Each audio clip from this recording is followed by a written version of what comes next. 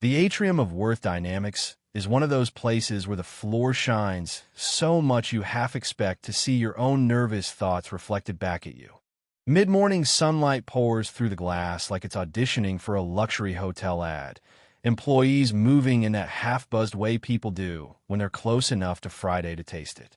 It's supposed to be a quarterly briefing, kind of day charts, polite applause, maybe a stale muffin. But Harper Lane has other plans.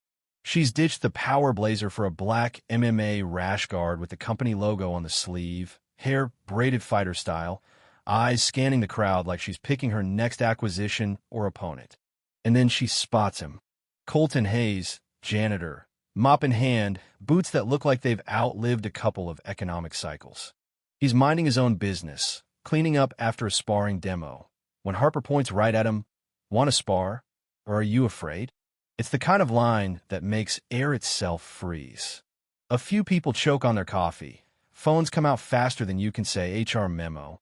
And Colton just looks up with a calm, "You talking to me?" The crowd's already betting on Harper, a two-time MMA champ. To wipe the floor pun very much intended.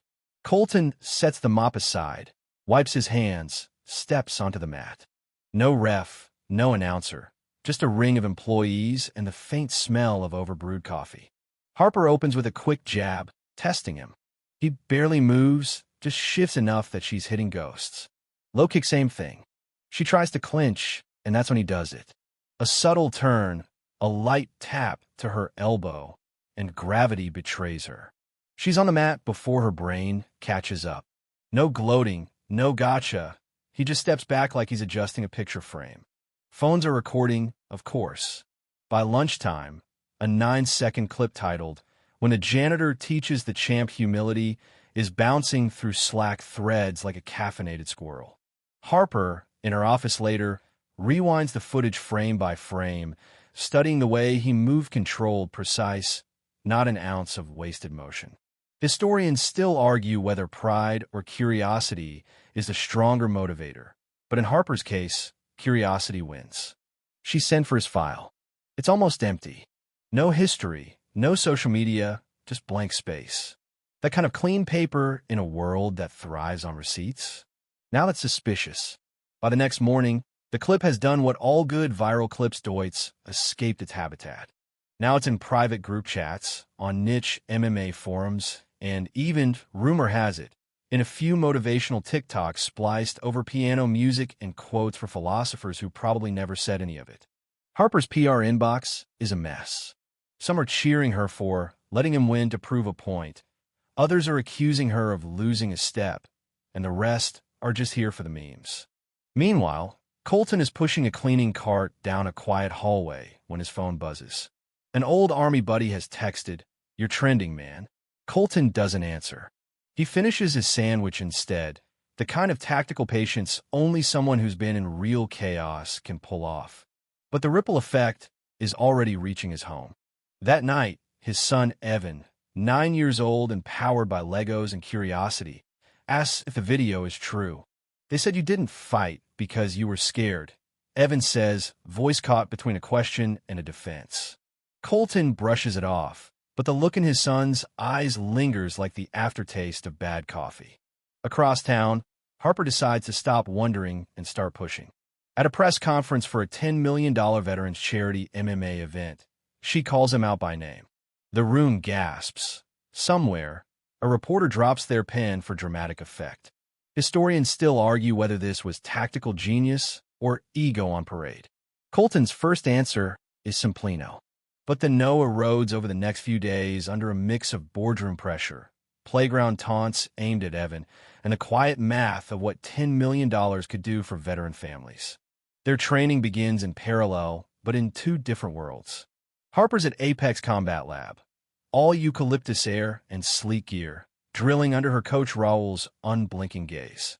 "Thin your ego, thicken your defense," he says, tapping her forehead every time she overreaches.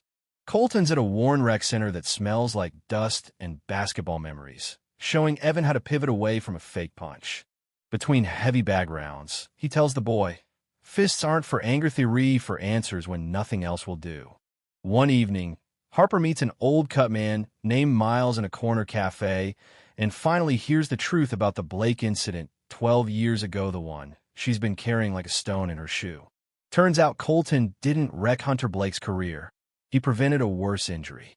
The revelation hits like a clean hook to the ribs, folding her quiet resentment into something harder to name. That night, she paces her penthouse, wondering if the fight she's been training for is against Colton or herself. Fight night in Las Vegas has that particular Huma mix of overpriced stadium snacks, overconfident predictions, and the smell of ambition in the air. Harper's entrance is all gold trim and precision footwork, her name rolling through the crowd like thunder. Colton's is the opposite.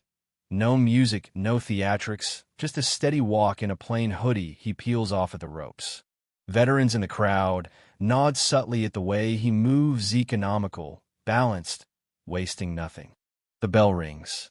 Harper comes in sharp, her jabs crisp, her footwork cutting off angles. Colton slips, blocks, resets.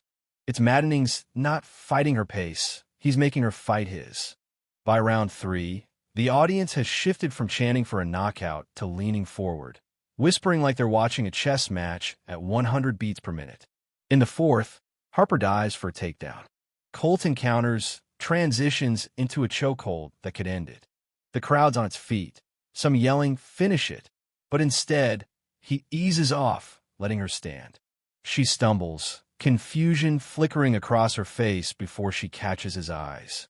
No pity there, just respect. "Not like this," he says. Historians still argue whether that was mercy, strategy, or both. When the final bell rings, there's no knockout. Instead, Harper takes the mic, voice rough from the fight. She tells the world she was wrong about Colton, about the old injury, about the story she believed for 12 years. "He deserves his name back," she says, and the arena erupts. They raise each other's hands, the cameras capturing not a winner and loser, but two people who found a different kind of victory. Days later, they stand outside Colton's father's old dojo, agreeing to reopen it as a place for veterans and kids to train. Evan beams when Harper hands him her old red gloves, promising to use them to protect, not just to punch. The first class is a mix of ages and stories: veterans, teens, and one 9-year-old whose pivot step makes his dad grin without trying to hide it.